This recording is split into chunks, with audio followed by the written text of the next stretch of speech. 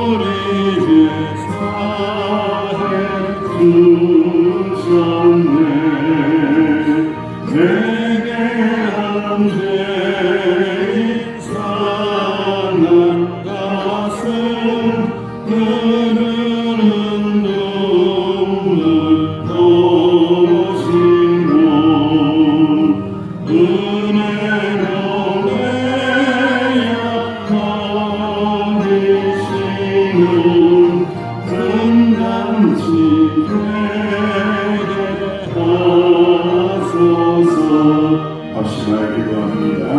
은혜로우신 주님께서 몸을 지키시고 우리를 구원하여 주셨으니 그 십자가의 능력, 그 십자가의 은혜가 이 새벽 시간에도 충만하게 해달라고 합심하여 기도합니다. 아버지 하나님 은혜를 감사합니다. 자비하신 하나님 참으로 감사합니다. 은혜로우신 하나님 감사합니다. 아버지를 위하여 온몸을 지켜주시고 길을 알려주심을 감사를 드립니다. 감사합니다. 그 십자가의 능력, 그 부활의 능력을 의지하며 마음을 찢으며 희귀한 심령으로 주님 앞에 이사오니 우리의 모든 죄를 십자가의 보혈의 능력으로 씻어주시기를 간절히 바라옵나니 우리의 상한 마음을 고쳐주시기를 간절히 바라옵나니 오직 주님의 은혜를 바라보며 이사오니 주님께서 모든 충만하게 채워주옵소서. 아버지 말씀 말해주시기만 하니 말씀의 능력을 의지하며 말씀을 듣고 믿고 회개하는 자에게 새로운 은혜를 베풀어 주시며 주님의 능력을 꼭 경험할 수 있도록 주여 축복하여 주옵소서. 아버지 하나님 감사합니다. 주님 예수님의 이름으로 간절히 기도하옵나이다. 아멘. 하나님의 말씀 오늘부터는 구약 성경입니다. 구약 성경 요엘서입니다. 요엘 1270쪽입니다. 구약 성경 1270쪽 요엘서 1장 1절에서 12절.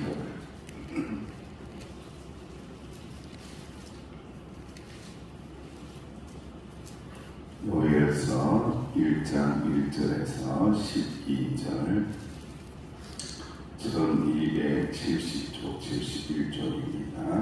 함께 공독합니다. 시작. 구두의 아들 요엘에게 임한 여호와의 말씀이야. 늙은 자들아, 너희는 이것을 들을지어다. 땅의 모든 주민들아, 너희는 귀를 기울일지어다. 너희의 날이나 너희 조상들의 날에 이런 일이 있었느냐? 너희는 이 일을 너희 자녀에게 말하고 너희 자녀는 자기 자녀에게 말하고 그 자녀는 후세에게 말할 것이니라. 팥죽이가 남긴 것을 메뚜기가 먹고 메뚜기가 남긴 것을 너치가 먹고 너치가 남긴 것을 황충이 먹었도다. 취하는 자들아, 너희는 깨어 울지어다. 포도주를 마시는 자들아, 너희는 울지어다. 이는 한 포도주가 너희 입에서 끊어졌음이니 다른 한 민족이 내 땅에 올라왔음이니라. 그들은 강하고 수가 많으며 그 이빨은 사자의 이빨 같고 그 어금니는 암사자의 어금니 같도다. 그들이 내 포도나무를 매라며 내 무화과나무를 긁어 말갛게 벗겨서 버리니 그 모든 것가 하얗게 되었도다. 너희는 처녀가 어렸을 때에 약혼한 남자로 말미암아 굵은 배로 동이고 애국함 같이 할지어다. 소대와 전대가 여호와의 성전에서 끊어졌고 여호와께 수종드는 제사장은 슬퍼하도다. 밭이 황무하고 토지가 마르니 곡식이 떨어지며 새 포도주가 말랐고 기름이 다하도다. 농부들아, 너희는 부끄러워할지어다. 포도원을 가꾸는 자들아, 복할지어다. 이는 밀과 보리 때문이라. 밭의 소산이 다 없어졌음이로다. 포도나무가 시들었고 무화과나무가 말랐으며 석류나무와 대추나무와 사과나무와 밭의 모든 나무가 다 시들었으니 이러므로 사람의 즐거움이 말랐도다. 아멘.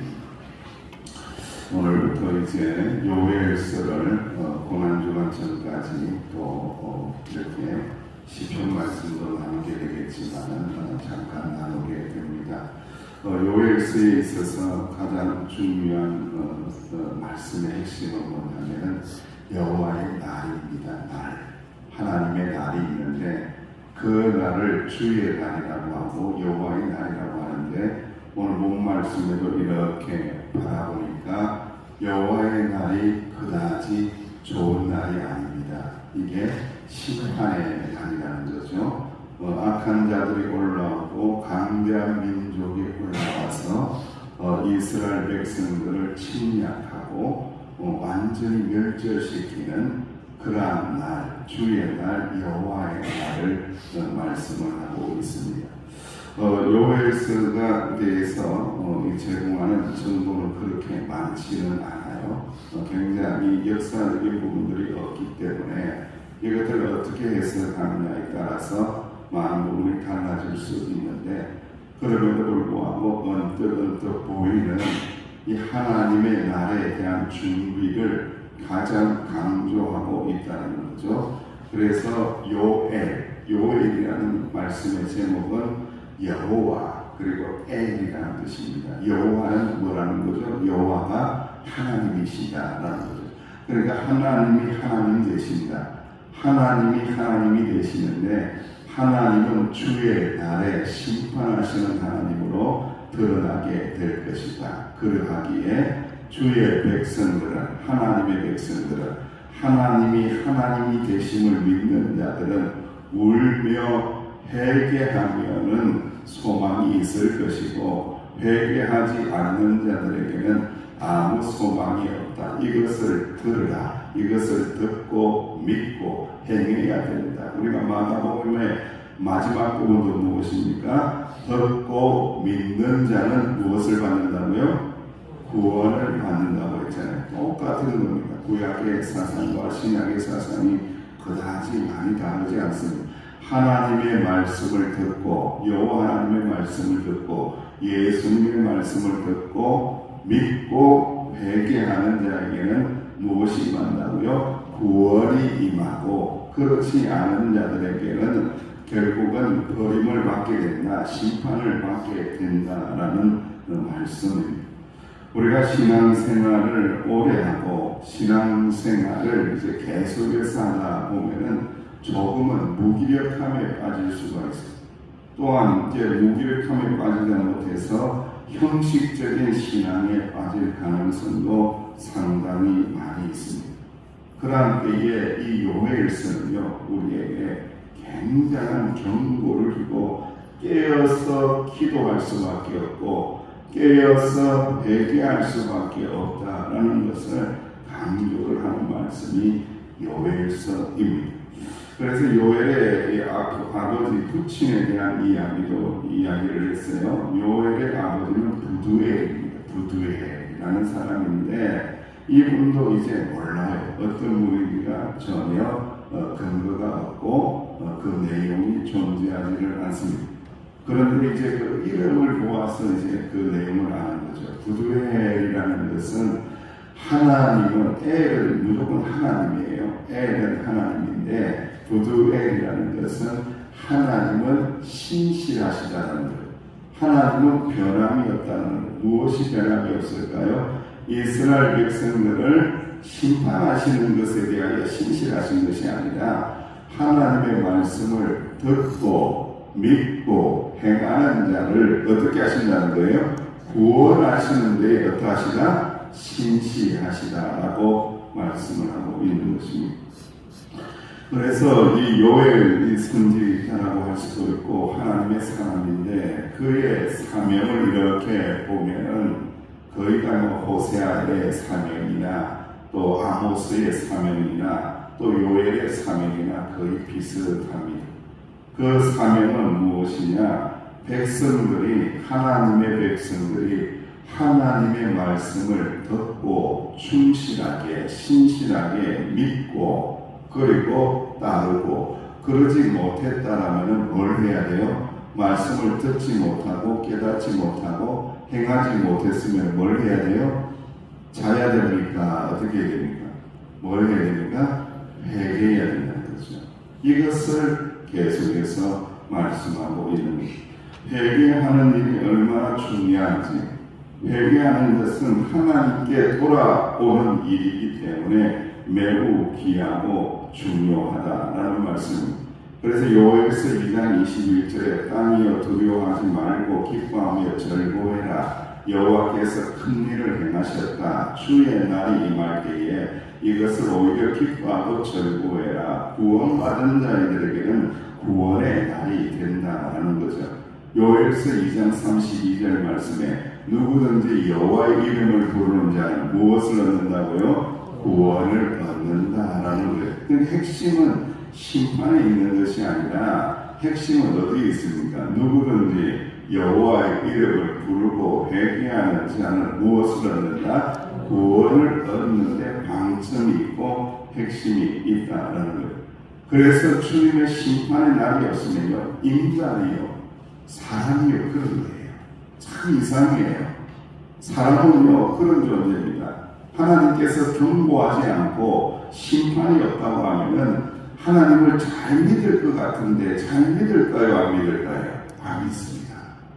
참 이상하잖아요. 잘해주고 잘 불리고 행복하고 즐겁고 기쁜 일만 생기면은 이야 하나님 뭐 길동차게 잘 믿을 것 같은데 no, 아니라는 거예요. 저는 그런 모습을 너무 많이 봐요. 성도들을.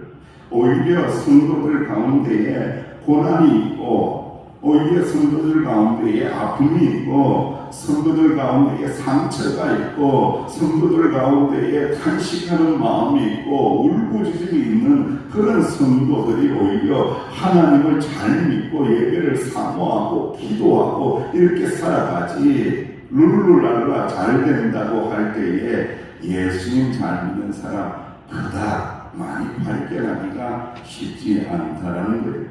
그러니까 주님께서 주의 날을 말씀하면서 계속해서 이스라엘 백성들에게 기대하는 것이 있어요. 그게 무엇입니까? 누구든지 여호와 이름을 부르라. 여호와 하나님을 잘 믿어야 된다. 신실하게 믿어야 된다. 변함이 없어야 된다. 잘 될 때도 잘 믿어야 되고, 못 될 때도 잘 믿어야 되고, 힘들 때도 잘 믿어야 되고, 행복할 때도 잘 믿어야 되고, 건강할 때도 잘 믿어야 되고, 아플 때도 잘 믿어야 되고, 눈물 날 때도 잘 믿어야 되고, 웃음이 날 때도 잘 믿어야 되고. 할렐루야. 변함없이 잘 믿으라는 말씀을 우리에게 들려주고 있습니다. 오늘 하나님의 말씀의 핵심은 이렇게, 여러분 말씀을 이렇게 들여다보면 작은 제목들이 있잖아요. 그 말씀을 파악하기에 너무 좋아요. 보드엘의 아들 요한에게 임한 여호와의 말씀인데, 늙은 자들아 너희는 이것 들으라. 땅의 모든 주민들아 너희는 귀를 기울이라. 너희의 날에나 너희 조상들의 날에 이런 일이 있었느냐. 그 2절 말씀 이해를 보면 거의 다 이렇게 기록했을 거예요. 농사를 망쳤다. 농사를 망친 농부들의 애곡이다. 농부들의 탄식이다. 농사가 지금 망쳤어요. 왜 이렇게 농사를 망쳤느냐라는 거예요, 여러분. 왜 이런 재앙을 받았느냐 이거예요. 이게 황충의 재앙이 있고, 메뚜기 재앙이 있고, 너치의 재앙이 있고, 그냥 완전히 싹 쓸어버리는 이 재앙이 왜 사라졌냐 이거예요. 신실하지 못해서 그랬다는 거예요. 하나님을 믿는데 띄엄띄엄 믿는 거예요. 자기의 소견에 오른 대로 믿는 거예요. 자기의 감정대로 믿는 거예요. 자기의 형편대로 믿는 거예요. 그런 자들에게는요, 농사 망친다고 말씀하고 있는 거예요. 농사가 잘 되려면 항상 신실한 믿음을 가져야 한다. 할렐루야. 변함없는 믿음을 가져야 된다. 할렐루야. 흔들리지 마라. 동요하지 마라. 흔들릴 때 오히려 주님을 더 굳세게 붙잡으라. 할렐루야. 그것이 우리 믿음의 능력이라고 말씀하고 있습니다. 요엘은 또한 술을 먹는 자들, 술을 즐기는 자들을 향하여 다 포도주가 끊어졌다. 여러분, 이제 이스라엘 백성들은 물이 귀하니까 포도주를 먹는 나라잖아요. 포도주를 먹는 백성이에요. 포도주가 풍성하다는 것은 무엇을 이야기해요? 농사가 잘 되었다는 것을 이야기하는 거예요. 포도주가 끊어졌다는 것은 농사가 망쳤다는 거예요. 즐거움이 끊어졌다는 거예요. 너희들 세상 즐거움에 빠져있고 신실하지 못했을 때에 하나님은요, 질투하는 하시는 하나님이기 때문에 세상의 즐거움을 끊어버려요, 여러분들. 이게 참 이상하죠, 하나님. 세상 즐거움에 빠져가지고 취해서 살면은 그래 네가 즐겁냐, 그래 계속 취해서 즐겁게 살아라 해주시면 좋을 것 같은데 하나님 절대 용납 안 합니다, 여러분들. 세상 즐거움에 빠지고 있는 거 그거 다 끊어버립니다, 여러분들. 그 즐거움을 끊어내야만이 신실하신 하나님 앞에 돌아올 수 있기 때문에 그 즐거움을 끊어버린다는 거예요. 그러니까 우리가 즐겁다, 행복하다, 기쁘다 하는 것은 믿음의 백성들은 어디 있느냐? 하나님에게서 해답을 찾아야 돼. 하나님 때문에 즐겁고, 하나님 때문에 행복하고, 하나님을 예배할 때에 즐겁고, 하나님을 찬양할 때에 행복하고, 하나님께 영광을 돌릴 때에 즐겁고, 그런데 이 하나님을 향한 즐거움보다도 세상의 쾌락, 즐거움이 더 커져 있다면 이거 큰 일이 난 거예요, 여러분들. 이건 심판을 면할 길이 없다는 거예요. 이거 싹 쓸어버린다는 거예요. 너희들의 즐거움이 근원이 되는 것들을 싹 쓸어버리겠다라고 말씀을 하고 있는 겁니다. 메뚜기 때는 포도나무와 무화과 나무 열매를 다 먹어 치워버립니다. 껍질까지 벗겨서 나무가 하얗게 말라버려서 그렇게 되면 어떻게 될까요? 수년 동안 열매를 기대할 수 없는 거예요. 참혹한 심판입니다, 여러분들. 그러니까 얼마나 우리가 이 열매가 없다라는 것에 대하여 깊은 생각을 하는, 이렇게 되어버리면 이거는 완전히 하나님의 심판을 이야기하시는구나 라는 것을 깨닫는, 하나님은요 우리를 사랑하셔서 독생자까지 아끼지 않고 내어주셨지만은 그럼에도 불구하고 세상의 만연한 죄, 우리가 죄에 끌려다니는 모습들, 죄를 즐거워하며 먹고 사는 모습들을 기뻐하시지 않습니다, 여러분들. 하나님은 우리를 사랑하기 때문에 뭐라고 선포하셨습니까? 예수님도 그랬고 세례 요한도 그랬고 회개하라, 회개하라, 천국이 가까이 왔다, 회개해야 된다, 울며 회개해야 된다라고 말씀하는 거예요. 사랑하는 성도 여러분, 유다에 임한 심판으로 인해서 애통하는 소리가 모든 집과 마을에서, 성벽에서, 자연에서 일어나게 된다는 겁니다. 그래서 이것을 회복할 수 있는, 이 주님의 날을 회복할 수 있는 방법을 말씀을 하고 있습니다. 우리가 사순절에 이 심판의 말씀, 회개의 말씀, 울며 회개하고 기도하라는 이 말씀을 왜 주셨는지를 깊이 묵상을 하셔야 됩니다. 그래야만이 사순절이 살아있는 사순절이 되는 겁니다. 저는 마지막으로 이 예화를 여러분들과 저에게 나누고 싶습니다. 이 예화 속에 해답이 있습니다. 밥을 굶을 정도로 가난한 개척교회 전도사가 평소 존경하던 선배 목사님을 찾아가 도움을 구했다. 다음 달 마지막 주에 남성교회 헌신 예배가 있다네. 그때 설교를 해주게. 그때 나오는 헌금으로 자네를 돕겠네. 가난한 전도사는 열심히 말씀을 준비해 그날 교회로 갔습니다.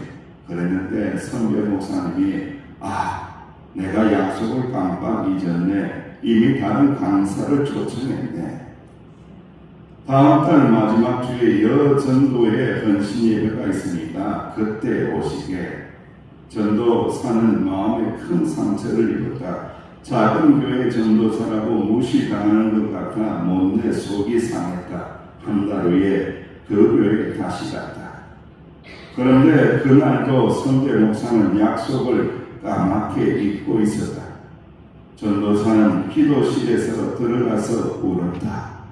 하나님, 어떻게 이렇게 내가 무시당하면서 주의 일을 할 수가 있습니까? 어떻게 이렇게 무시당하면서 하나님의 일을 어떻게 할 수 있습니까? 하나님, 왜 이러시는 겁니까? 탄식하며 울부짖으며 기도했다는 거예요. 그때 들려오는 하나님의 음성이 있었습니다. 너와의 약속을 내가 잊게 했다. 사람에게 구하지 말고 내게 구하라. 사람은 사랑의 대상이지 믿음의 대상이 아니야.